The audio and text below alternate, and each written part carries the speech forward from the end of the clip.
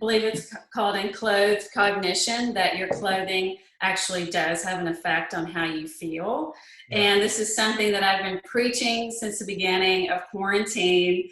Is I know we have to adapt what we're wearing at home. It does not have to be what you are wearing to an office, but it should at least 2 or 3 days be something a little bit nicer, a little bit elevated, so that you are equipping yourself for the work that's ahead of you.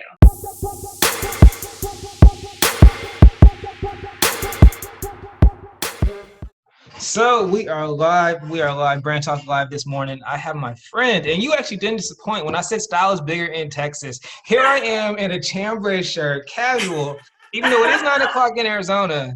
You have on, the button up was like the silk, the hair, makeup's done, the pants. Like, this is no normal, like, Zoom meeting. This is a real fashion meeting. So this is serious business. this is the real deal. I feel underdressed. I need to step my game up. But I kind of we can talk about Texas style versus Portland style. That's a great. We have to. I'm actually gonna go in right now, and I'm gonna share this so we can have a watch party. Going live with image consultant. Sorry, I have to speak out loud. It's a habit when I'm. That's good. Siggins. Okay. Watch party's about to begin. Now we are official, so I can keep on that. So so how are you doing this morning? I'm great. I'm good. It's sunny here in Texas and not going to be 100, I hope. So it's a good day. It's been, I'm in Arizona, and I mentioned I haven't wore pants. That sounds really bad, but I haven't wore proper pants. And, since I've been here, it's been like one of the hottest summers on record. It was like 110 for like 30 something straight days. And my thing is, everyone's like, in Arizona, because of the fact that there's less humidity, you don't feel it the same. When it hits 110, it does not matter where you're at. Like up to 108, I can wear a hoodie, a long sleeves. When it hits 109, 110 and up, it doesn't matter. It's like I'm in shorts all the time. It's over. You just can't do it. You can't do it. And you think you're like, oh, it's so sunny, I'm gonna get a tan. You know what I mean? No. Oh, no. I'm inside. No. I'm inside. I literally was gonna go running the other day, and it was like 80. It was already 88. I'm like, no, that's not gonna happen. Oh gosh. Right. And 88 is like burning up in Seattle, I learned. And 88 here is like, oh, it's just glorious. It's only 88. Right. I had a friend that had on, I saw a post he did recently, and he was saying it was essentially like 70 something in Seattle. And he was like, I see people wearing hoodies. And he was like, what is that? Like, he was like, that's like, he was saying like the 70s is like super nice. Right? Like that's t-shirt weather. And he was like, I'm like, man, if it was 70 degrees, I'd almost die. So I don't know. We need some Miami weather up there in Seattle. Right, we definitely do. So let me introduce you properly.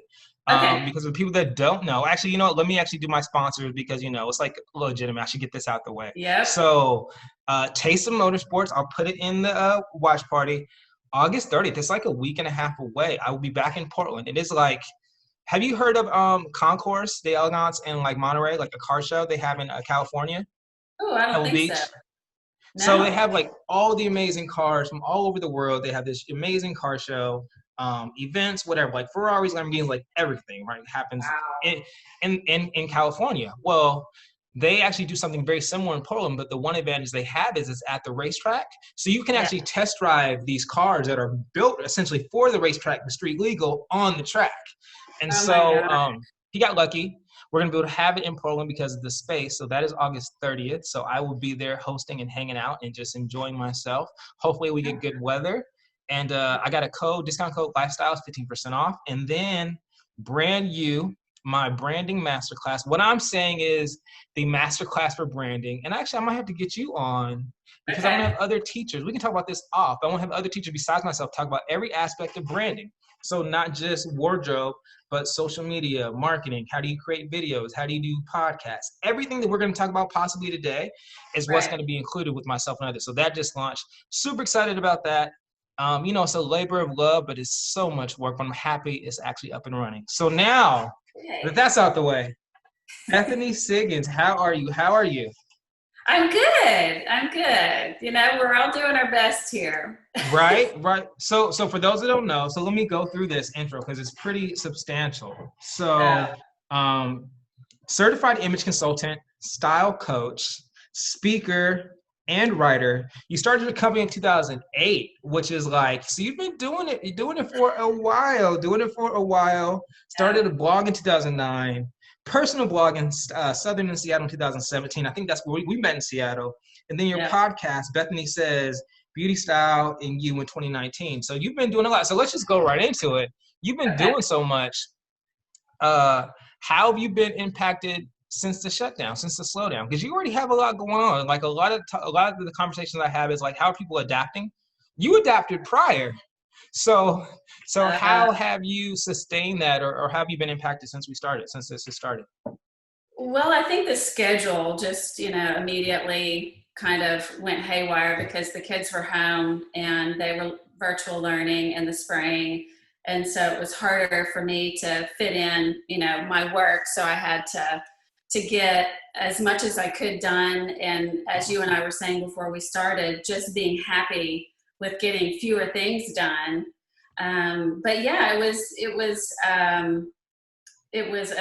a wonderful addition that I started the virtual service a year ago with the virtual closet and style, virtual shopping. So I didn't have this panic moment in March when I realized, we're going to have to do all this virtually. It was already set up. So I'm thankful for that. And yes, I'm thankful that I was already speaking with people through the podcast and the blog. And so that just kind of continued. But like I said, I had less time for that sort of thing and just had to be happy with getting 1.5 things checked off the list rather than my 5. So I had a conversation. I will be hosting an event soon, and it's about innovation, right? And I came across the idea of reconstruction because it's in the interior design field versus reinvention. A lot of people are adapting. I even say myself, we're pivoting the pivot, right? But how did you have the foresight before we even got to this? Or was it just because your business required it to actually do virtual styling, virtual closet consoles, virtual everything before we even needed it? Like, was that something you were just like, okay, I see this coming down the pike? Or was it something like my business is too busy based on my audience, I need to adapt anyway, so let me do this going forward? It was really just finally acknowledging that more and more people were shopping online. We were busy. We may not necessarily have time to get together to shop in person as much as I love that and as valuable as I think that is. Yeah. So it wasn't me necessarily predicting that this was going to happen. Of course, none of us knew. But I needed to meet the client where the client was. And a lot of people love online. They love receiving those boxes from the different services. And that's another topic for another day as to how valuable that is or isn't. Yeah. But it was really just something I felt like I needed to just be that for the client. And also, I loved being able to mix looks in this platform because I think that's something that's missing when you leave a store with a new item and you get home and you go, ooh, how do I work with this besides how it looked on the mannequin in the store? Yes. No. And so I hate, as a spouse, I hate mannequin shopping. Like for me, there's a difference between, I don't care what your budget is, there's a difference between fashion and style, right? Yeah. And someone could have an unlimited budget for clothing, and if you just dress off the mannequin, like that is the worst thing I feel you can do. So many people do though, right? Yeah, they go, okay, just give me that. Exactly. But then they get home and they don't know what to do with, how to mix it in other ways. And so with this platform, I can do that for them. And they go, oh, okay, I didn't realize you could do that. Well, some people just need that discerning eye, right? A lot of times it's like, okay, and they need the approval and the okay, if you will, to be like, oh, Yeah. this actually works like this, or oh, I can actually wear this with this. And the fact that you're an expert, like say you've been doing this since 2008. And so, you know what works and what doesn't work for different people in different environments. Yeah. And sometimes it's hard when that's your gift. You don't realize that it's a gift sometimes, I've realized. Like, it's just something like, I feel like if you're a stylist or you're a creative or in fashion or whatever creative industry, you're kind of born with it. You know what I Yeah. mean? And then you hone that skill set, but you're kind of born with it. So you can almost take it for granted. You mentioned something about your business and how your clients were busy. And so you had to meet your clients where they are. And I feel like that's super important because I feel like any entrepreneur, when you're starting your business, you're starting it from your perspective. And a lot of times you are the avatar, right? You're seeing something that's missing in the marketplace. And so you kind of know what may be missing and what's needed. However, you have to adapt to what the client needs. And that's so appropriate with whether we're talking about how you're doing business or even how you're marketing. Because I always say, like, I literally just put a post today, like, you need to market where your audience is. Your audience dictates that. How do you balance that line between, okay, this is the business, I know what the client, I know what the environment needs, yet this is how I need to communicate, or this is how I need to package it in a way so they can receive it in a position that they're comfortable with. Yeah, I think that that's where the videos have come in and the podcast, because I think I can talk all day in a blog post or in a social media post and have all this text, but I think people have to be comfortable with you as a professional and have to be able to hear you and see what your style is, because I'm not the image consultant or style coach for everyone. Exactly. And so I can't try to be that for everyone. So I think there are definitely things that I want to teach each and every client, regardless of what they come to me with, what they want to accomplish. There are certain things they may not realize that they need to know in order to be that, Brandon 2.0. Yeah. So I Yeah. hope that answered the question. No, it does. And the thing is, for me, let's stay on that because I know I used to do image consulting. You're an image consulting expert. How do you have that conversation and tell the people not through, because I say it all the time, I'm blue on the face. I'm like, your wardrobe is the first impression people see. People come in contact and your wardrobe speaks for you more than anything else, right? Like before they, even on from a social media perspective, they see what you have on. It's right. It's the art first. And then if you're lucky, they'll read the caption. If you listen on a business card, they see your picture first. And that's why so many people in certain industries will get one photo that they'll keep on for 120 years. That's a whole nother conversation. But talk about how that wardrobe image is so important and how it should align with the type of work you do. Because that's the other thing I see, especially in a creative field. It's like you just said, might not be the image for everybody.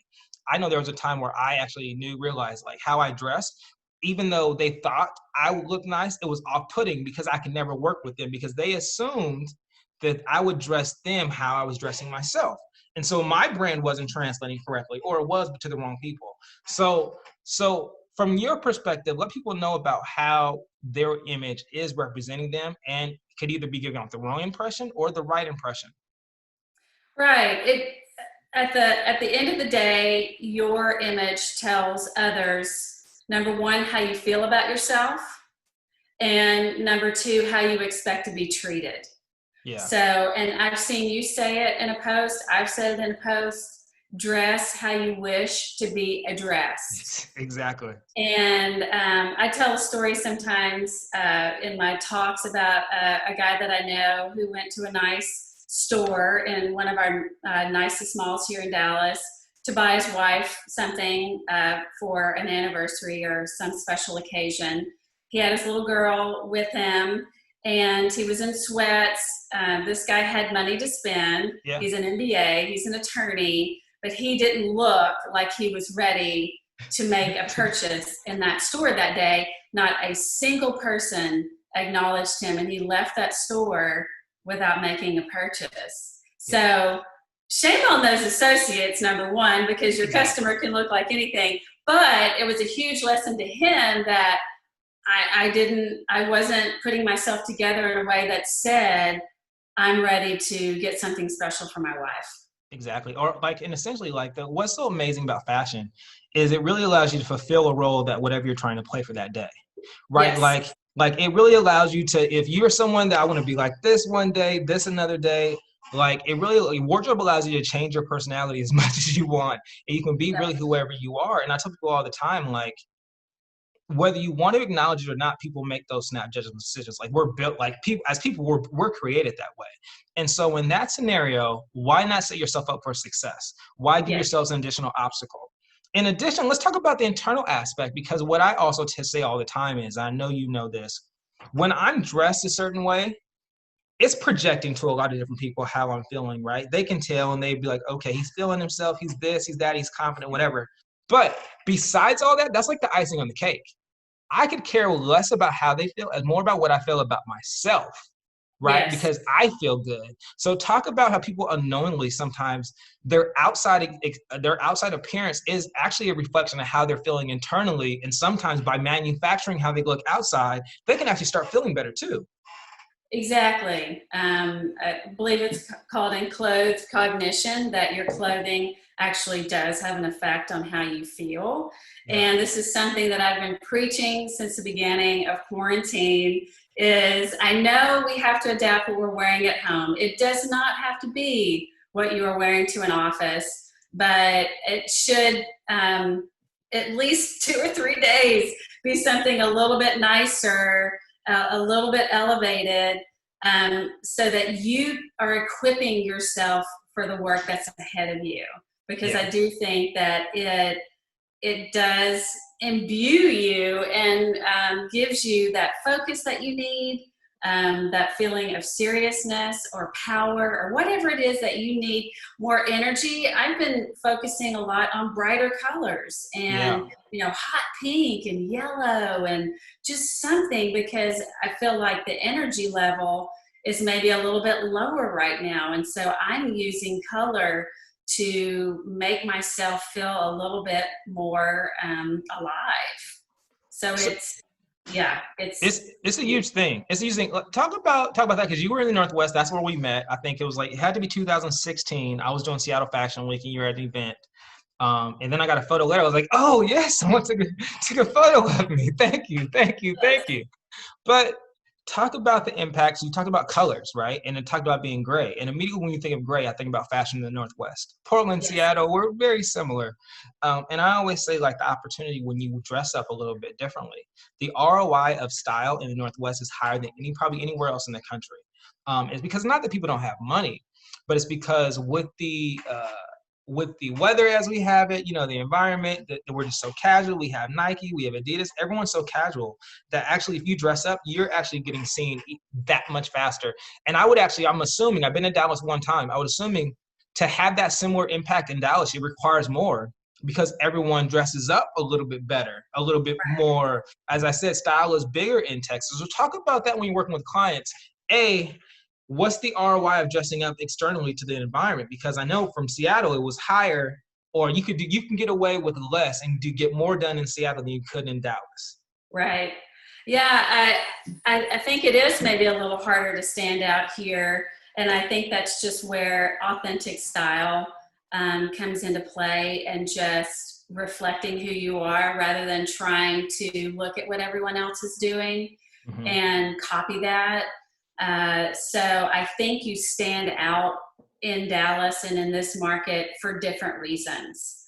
Not because you're the most dressed up person, but maybe you're the person that looks the most comfortable and relaxed and engaged. Because when you are dressing in a way that's reflective of who you are having more meaningful connections and conversations. That's just going to happen. And Yeah. so that's how you're remembered in Texas, I think. No, and it's funny you say that. Again, when I was doing it, I had a client and they were going to do video content, right? And they were saying, one of the reasons why they wanted to work with me at the time was because they wanted their wardrobe and how they presented themselves to be one less thing they had to think about, right? Yes. Because they knew now okay, I'm on point. My wardrobe is on point. I look good. I feel good. Now I can focus on the actual important things, which is like communicating and engaging with people effectively, as opposed to, everyone's had that time when they had something on and they got to stain on it. And then literally that's all they can think about, right? They're like, who is noticing this? And no one might be noticing, but they know it. And regardless how everyone else is perceiving it, they feel a certain way. Yeah, exactly. I always tell people I want you to be able to just put the thing on, put the outfit on, and forget about it. If Yeah. you're tugging at it, if it's pulling someplace, if it's not comfortable, then it just kind of defeats the purpose of putting on that thing. So I tell people to just always be aware of how they feel in things. And if they're not comfortable in it, then that thing has to go. It's a Yeah. constant purge of your wardrobe. You could have loved this piece 5 days ago, and today you look at it and go, you know what? I think I'm done with this thing. You don't have to purge once or twice a year or edit, whatever you want to call it. Yeah. It could be a daily or a weekly thing, truly. No, yeah, no. I mean, I love purging. And then obviously that gives the opportunity to shop again. Talk Exactly. about talk about your style, and I'm curious, how did it change from when you moved from Seattle to Dallas? And I asked that because I know me and you are both super big on authenticity. I hinted earlier that I love colors, and when I started as a wardrobe stylist, I had a rainbow assortment of trousers, right? Yeah. And that was one aspect of me where, we're all complex individuals, but I realized that that was too much in the climate I was in, because although people would always be like, you look good for Brandon, but I could never pull that off. And so I would have to reimagine what my style is for the environment and still be myself, but I had to pull it back a little bit. And then when I went to fashion shows, I could then take it there, if you will. So for Yeah. you as an image consultant, I know Dallas style is way different than Seattle. How did your Yes. style change, and how is it more reflective? Is Dallas style more authentic to who you are, or are you more like a Seattle style? I think I know um, the answer. That's such a good question. My style did change quite a lot when I went to Seattle and I was living there. It became a lot less manicured, Hmm. grittier, more urban, a lot more graphic tees, the lower heel boots. You can't wear. I took all these gorgeous, skinny heel 4-inch shoes to Seattle and never wore them. Yeah. And, And and let's not even say that there's no events to go to dress up, because the dress code, and again, I'm from Portland. Like I said, I was after five in black tie, or anything that's considered elevated in the Northwest, is an entirely different dress code than anywhere else in the country. Like yeah, black tie is actually after five or cocktail. Like cocktail. there is no such thing as black tie in the Northwest. Let's just let that be known right now. Yeah, so when I came back to Dallas, I did bring some of Seattle with me.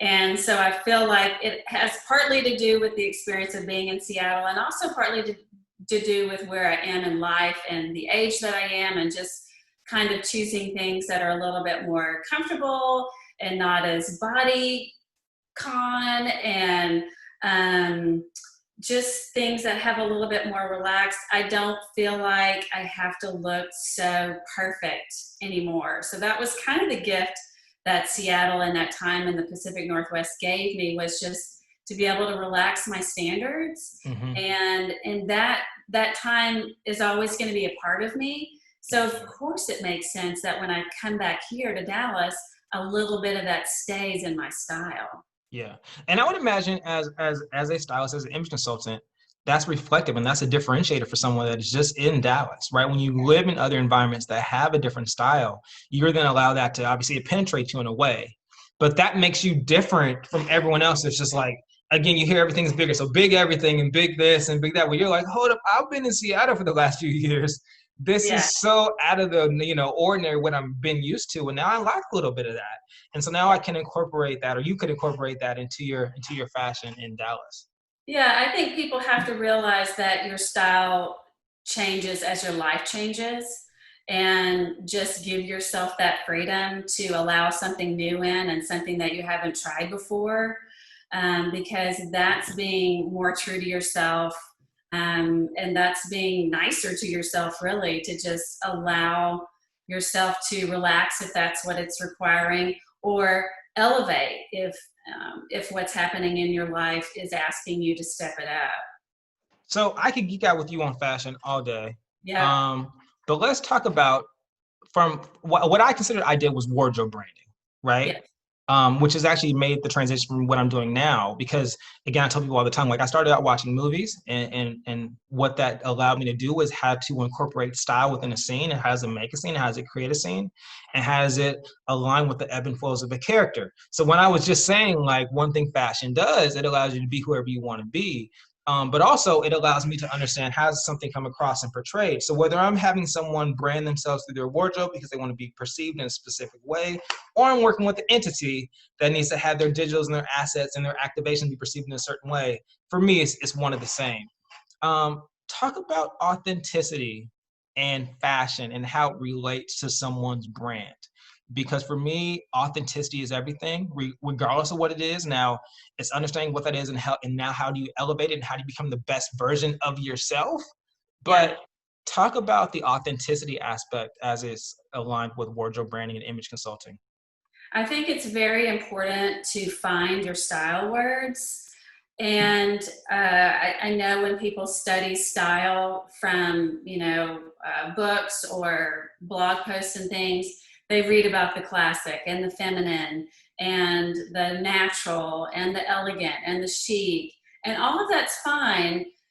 But I want to know what your words are that we can mix together 3 or 4 words that actually communicate who you are as a person. Oh, I love this. I love this. Yeah, and then also that is your personal style. That is the message that you're looking to convey through your image. And so we may not know right out of the gate what,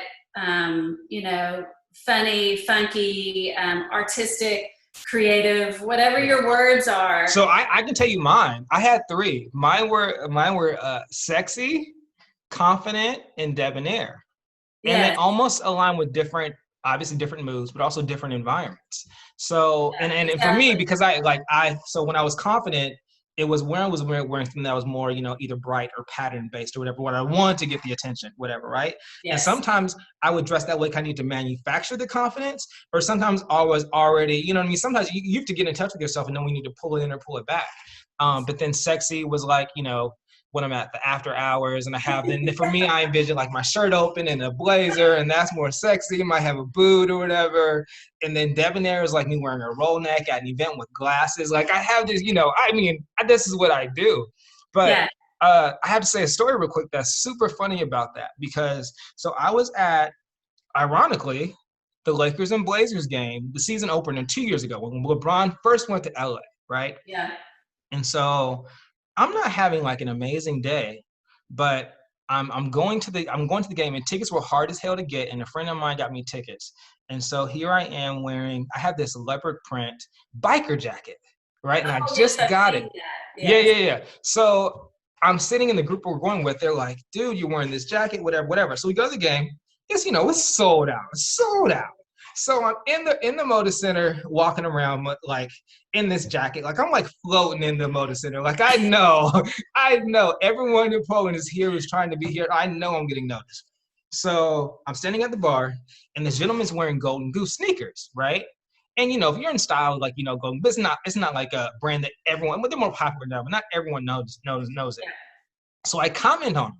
He's like, oh, everyone loves that when they get compliments. Yes. So I say, oh, so anyways, long story short, we talk, whatever. At the end of the game, third quarter, we see each other again, like at the bar. And he's like, man, my wife was talking about your jacket, and she was saying how she wishes that I would dress like that. But what I told him was this. I'm like, this is the thing. I knew if I was going to wear a leopard print biker jacket to this type of event, that my mood had to change. Yes. Because I knew it was going to set me up to be attracting all sorts of attention, and I had to be on. And Yes. so I say that to say, certain times you can either select the outfit, or you can have the outfit select you, depending on what you need to portray. And there's times I need to be out there and really be on my game, whether I'm feeling it or not. I'll just dress accordingly. And that's when I'll look at one of those. I'll look confident or whatever that is for that particular role I need to play. And it will automatically pull out that energy and that attitude, and it will exude through what I'm wearing. So, yeah, I tell people they don't have to look like all of their style words all of the time. And they might even have work style words or weekday style words and then weekend style words. I think people feel like their style is a little, all over the place, and they think that there's something wrong with that, and there really isn't. It's just that we're complex and we're complicated people. And so, yes, we have the leopard print, whatever over here for this sort of, this is when I'm wanting to look, wow. Exactly. And then we have the navy blouse when we're wanting to look a little more classic and serious. So, yeah, I think that's something that is a aha moment, I hope, for clients, is when they realize, oh, I can be this mix, and there isn't anything wrong with that. That's just who I am. I'm a mix of things. Exactly. And you don't have to be, like you said, you don't have to be one thing. And sometimes you'll have a combination of the two all at once. Like there's times where, for me, my sexy, crossed over into my debonair and vice versa. Yeah. But I was aware, but it's just being aware and being intentional. Yes. You hit it on it earlier. What can people do right now? Because again, I tell people now, like, businesses change, not just for the interim. It's going to be for a long time. Some aspects of business have in fact changed. We know, because this is what we do, how much wardrobe impacts your mood. And that's why I remember reading a long time ago, like this, before this happened, people would be like, look, if you're someone that works at home, you should actually consider, as crazy as it sounds, leaving your front door, getting dressed, leaving your front door, walking around the neighborhood, and entering in your house, so that you are now in the mood that you are actually ready to start work, right? But what can people be doing right now from a wardrobe perspective to elevate their skills, their mood, their work, because they feel better? What are some tangible things they should be doing to consider? I think that they just need to make sure that they're putting on things that are just a step up from what they're wearing right now. If it's a t-shirt, put on the button-down shirt like you have. It doesn't have to be the business button-down, but maybe just like a relaxed, cozy feeling cotton and a plaid or a stripe. And instead of the gym shorts, maybe we're putting on the classic cotton short. My husband's a big believer in the Allbirds shoes. And so instead of walking around in your flip-flops, maybe you put a real shoe on your foot that's still comfortable, but makes you feel a little bit more like, okay, I'm at work and not just about to go mow my grass or go do some yard work. So I think just looking at what you're wearing day to day, and just a slight pivot. If you're in the workout top and the skirt, maybe you put on, a knit dress instead, and some sandals. I'm a big t-shirt girl. And so in the summertime, I've just kind of started making myself have like a small collection of little dresses. They're not dressy. They're cotton, you throw it on and you're done. But it's just a little bit nicer than the t-shirt and shorts that I want to wear 90% of the time. Yeah. So I think it's just little tweaks like that. We still have to be practical. We are still at home, and so we're not running to the meeting. So we're probably still not having to dress as if we're about to meet somebody for a coffee. But I don't want you to have to go and completely change everything if you do get that call and, hey, we're going to meet for a coffee, and I've already got the button-down shirt on and the nicer shorts and the Allbirds shoes, and I'm ready to go. Exactly. I have to do a whole new wardrobe change literally before I go. No, I mean, I love that. And then, like I said, I love the joggers too. And, there's different variations of that pant for men and women. And they don't have to just look like slouchy sweatpants. They're making them so well now. Yeah, so let's talk, because that's the thing. And I tell people, well, before this even occurred, you with the technology and the fabrics and whatnot, and the fabrications of wardrobes, there's stuff that would be considered like super dressed up that are now as comfortable as like joggers in a workout, right? And there's things that are very casual that because of the fabrication and mostly the fabrics and the textiles they're using that are elevated. And so you can be comfortable and still elevated. And I love the fact that you say you can just do a little bit, because I feel like right now you don't want to do too much. You want to be authentic, right? People, I think one of the advantages we're seeing with this is that people are really getting to connect with the person, because there is that layer that's being removed, and we're seeing everyone that's affected the same way, and we're now more similar. We see that about people, and you see, the kids in the background and the dog barking, and that's just real life. Like, people are super forgiving, I will say right now. But if you do a little bit, like you just said, it has that same impact. So I'm like, oh, I'm in a t-shirt, like how I feel right now. Like I'm in a button up, and you have on a necklace, and I feel like I need to throw on a blazer or something. Like I feel like I need to step my game up a little bit. But it does have that impact on people. Yes. Of course, I tried on 3 different things before I settled on this, and my brother, who's also in fashion, was asking me what I was going to be wearing today, and I sent him this, and I felt like I had to explain it because it doesn't look very fashion, right? I said, I want people to be focused on what I'm saying. Yeah. And not so much, what color she's wearing or what's that pattern. And so getting back to what we were saying before about dressing for what you're actually doing, I'm, of course, going to immediately take this off when you and I are done talking and probably put on my t-shirt. Look, I put this on, the button up, as dressed down as, I put this button up for you. Please believe, as soon as we hit end, I am back in the t-shirt. I know we've just been saying I'm going to put on house shoes for the rest of the day, and I'm going to, but I know it. That's so funny. So we talked about fashion. We talked about that all day. Tell the people about what's next with you, because you have a lot going on. Like you say, you have your videos that you do in your closet on Friday. You have your podcast. You're super active. So what is going on with you right now? Is there anything that we should be, looking forward to coming soon? What's the latest and greatest with Bethany Siggins? Well, it's funny. Just yesterday, I sent a newsletter and I announced a new program that I'm launching called StyleWise with Bethany. Okay. And it's totally virtual. Okay. And it's a 6-month program. And with that includes a monthly one-on-one Zoom with me for 30 minutes. And each thing builds on the next thing. And so first, we're going to talk about shape, proportion, what are the right shapes of clothes you should be wearing, and textures. Then on that, we'll talk about your coloring and what are your best colors to be wearing, your best color contrast and depth. From there, we'll identify your style words, as you and I were saying. And then we'll discuss. More people embrace the sexy. I'm telling you guys, embrace the sexy. Everyone likes to feel it. I can attest. Use that. If you have 4, let that be 4A. If you don't want to have it in your top 4, sexy included in there.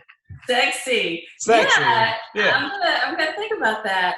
And it applies to, it's appropriate for men and women, right? Men can want to look sexy. Women can want to look. It works everywhere. And there's a respectful way to do it too, right? Tasteful, classy, and sexy. I actually talking about words. And I'm sorry, I just thought about this. I actually remember when I was a kid, I said this to someone that was from back east.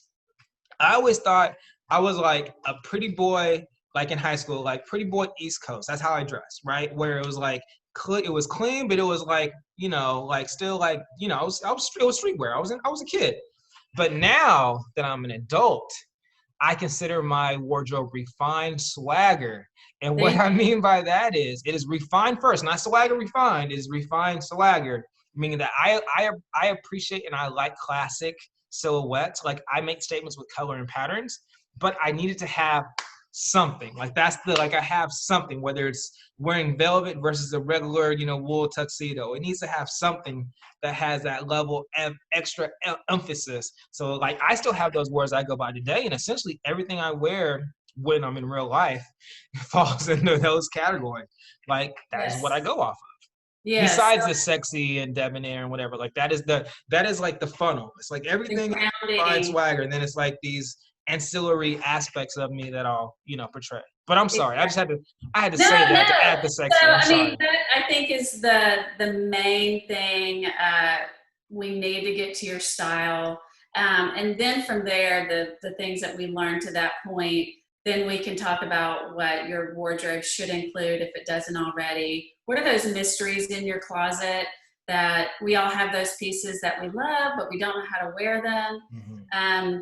The idea being with this program, I'm giving you the tools that you need to edit smartly, to shop better, to just really understand more what works for you, and in a way that's budget friendly. It's $50 a month for a 6-month period. At the end, you're going to be fully equipped. I also am including a bonus, a happy hour session for the participant and 3 or 4 of our friends to just pick my brain, whatever they want to talk about. So I announced that yesterday in my newsletter. I'm limiting participants to 10. I'm starting next month, and I'm closing registration on September 5th. Okay. So just go to my website, BethanySiggins.com, and shoot me a note if you want more info on it. And then hopefully later this fall, I'll be also relaunching color analysis. It's something that I did years ago. I stopped doing it when I went to Seattle, but it is a service that people really enjoyed, having their colors. It's a custom system. I just needed to figure out. Well, everyone in Seattle wore gray, so they didn't care. Right. They needed wearing a lot of gray. Is it going to be charcoal, or is it going to be light gray or heather gray? Like, that's all it is.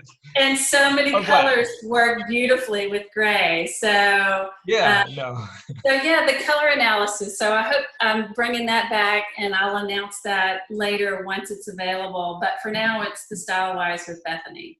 Well, and just continuing the videos and the podcast. So that is super exciting. So I have this aspect before we get off. It's called branded behavior. And I feel like, okay, it's like just quick questions. And, first thing that comes to your head, someone would be like either or, something would be like, you can go further in. But it's like 10. Well, it will be easy. It'll be easy. I promise. So first question is Seattle or Dallas? Dallas. Okay, now this is a multi-part question. I want to know your favorite style from the 90s, the 2000s, and the 2010s. Oh my gosh. The 90s, probably that grungy, rockery, Yeah. I kind of like the oversized suit too, but that's a little more associated with the 80s. Yeah, it is, but it's coming back though too. Yeah. Very Wall Street, or Emporio Armani, like a Giorgio Armani. Yeah. I was young again. Maybe the slip dress, the 2000s. Okay. I was never able to successfully pull it off, but that's also, am I confusing my decades? Because that's a little bit 90s too. So, and then the 2010s. Yeah, let's go to 2010s. Let's go to 2010s. I really enjoy what I've seen is a little bit of the nostalgia. I mean, I love to see the 80s coming back, and how much I lived the 80s, so I don't have to redo any of that stuff. Exactly. It's so funny when you see kids doing it and they think they're doing something new. And you're right. Like the grandpa sneakers and the oversized sweaters, and I like seeing fashion starting in 2010s and now becoming just more available to everyone. Mm-hmm. And not that I necessarily want to promote fast fashion. There's a balance, but just being able to do the trends your own way at your own budget. And fashion is not so fixed, I feel like. Now it's your own, and it's not so rulesy. No, and the thing is, I feel like, to your point, like with the overflow of information, we get stuff so fast. Whereas, like, there's still obviously certain regions that are more ahead of the curve, if you will. But we have access to it, and with fast fashion, you have the ability to actually have access to it at a democratic price point. So it's not just cut and dry, like, good or bad. There's benefits to both. But Yeah. I do think people can do whatever they want to do, and trends move so fast. You can literally be in trend and off trend at the same time. And, Yes. and so it really just depends. It's really actually leans more into the authenticity aspect of finding what is your style Yep. and doing what's appropriate for you. Dressed up or casual? Ooh, in the middle. There you go. There you go. Um, what's a go-to Saturday ensemble? During the day, you're hanging out, whatever. What's a go-to? Probably cotton chinos and a fun, colorful t-shirt and some sandals. There you go. What's the must-have accessory for 2020? Oh, probably a statement necklace, whatever that means to you. There you go. Top 3 brands at the moment are? Oh gosh, what, like designer stuff? You can do a high end, a middle, or a low. You can do 2 high ends, a low. You can do whatever you want. This is up to I mean, you. I'm a long time fan of Tom Ford. I know Oh my he's God. not anything No. new or fresh and exciting, but he Look, does such look. a beautiful, Let sexy, me let me powerful let woman. me. I love Tom Ford. I love him not only because I love his clothes. I love him as a business person. I love him as a creative. If I could afford it, if there was one brand that I could dress in for the rest of my life, it would be him, hands Yeah, down, no question, no question. yeah, That whole sexiness, but elevate without yes, question. yes. And I love the playfulness of Moschino.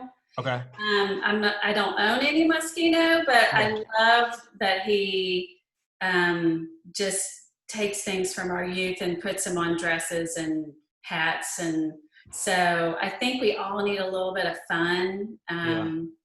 And then maybe something like a blazer brand like Smythe or Rebecca Taylor or somebody just really so classic, and you can always count on it. Oh my goodness, that a blazer, a third piece. I talk about all the time. Like if you're in Portland, like literally talking about black tie, whatever after 5, male, female. If you actually put a blazer on, you're good Yeah, 98% of the places at any yeah, time. I don't care if we're at the Four Seasons. I don't care what restaurant you're at. Literally, if you put on a blazer in the Northwest, you are good to go. yeah. Last question. Favorite part of being an image consultant? The relationship, the Okay. connection, Yeah. connecting with them so that they can connect better with themselves, because that at the end of the day is what it's all about. No, that is awesome, Bethany. I'm so happy we were able to connect. I know we met initially in Seattle. This was fun. I told you it was gonna be easy. It was gonna be fun. I threw a couple of curveballs in there. Yeah. Super excited for your styling evolution membership program you have coming up. You kind of hit on that, but let everyone know where they can find you. Plug away, kind of tell them. You told them about that, but what else? Social media, all those things before we get off. Yeah, my podcast is called Bethany Says, Beauty, Style, and You. I do it once a month. So you can find that on Apple, Spotify, wherever you get your podcasts. You can link to that on my website, which is BethanySiggins.com.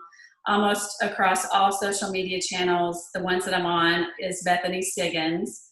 And at Facebook, I'm Bethany Siggins Image. So yeah, that's how people can find me. Usually, if you just go to BethanySiggins.com, then you can connect to all the other stuff. You're good because yours is the same all the way through. So you're on Right. top of it. You're on top of it. You got in early. Well, thank you again. Like I said, I am now about to put on a t-shirt Same. and be my real self and get to work. But enjoy the weather, enjoy the day in Texas. I need to get back down there. Yes. One day I'll get there. I've been to Dallas once, and this was my issue. And I was in my 20s, so it was a while ago, right? Yeah. So I'm coming to Dallas, and again, I'm thinking Dallas. I'm like, Portland to me is a town. I lived in Portland at the time. Dallas is a city for sure. When I'm out, I'm gonna see all type of people. So I'm there for a conference. Maybe I was in the wrong place. I'm in a conference in downtown Dallas, and people told me otherwise that whatever. And it's like a ghost town. Yes. And I'm like, hold up. We're at a break for the conference. I am in a huge city, a huge metropolitan city, You and I need to am be seeing no better. one on the street at 2 o'clock in the afternoon. Like, what is going on? Like, where is everybody? Yeah, and it has changed since then. And there are people living down there. There are a lot more services down there and a lot more alive down there. But yeah, my husband has the same story. He moved to Dallas in the 90s and or early 2000s, and he was like, okay, This where is early is 2000s for everybody? me. Yeah. So it was strange that you were in a downtown and like there was nobody there, because it really was just built as a business district. You went, you did your job, and then you left and you went to your house in suburbia. Literally, it was the craziest thing. And I was, I was working in the Pearl District in Portland at the time. So even though Okay, that was yeah, not what it yeah, is, you see people in Portland out all the time. yeah. And so I'm like, okay, if this is Portland, Dallas is gonna be. And I'm like, it's like literally, Where like are the people? eerily, there's nobody on the Yeah, you street. And have to so come back because it's definitely changed, and we've got a great blend from downtown into uptown now, and okay, a great cultural district, and so yeah. lots more to do downtown than when you were And up. more opportunities to dress up. Yes, that's true. I do Yes. get my dressier stuff out a little more often here. There you go. There you go. Well, Bethany, thank you so much. Thank you. Enjoy, and I will be looking forward to all your updates. And I will just talk to you soon if I keep Okay. following. Thank you. All right. Appreciate Bye. it. Bye. All right. I stopped the live stream. We're Okay. still good though.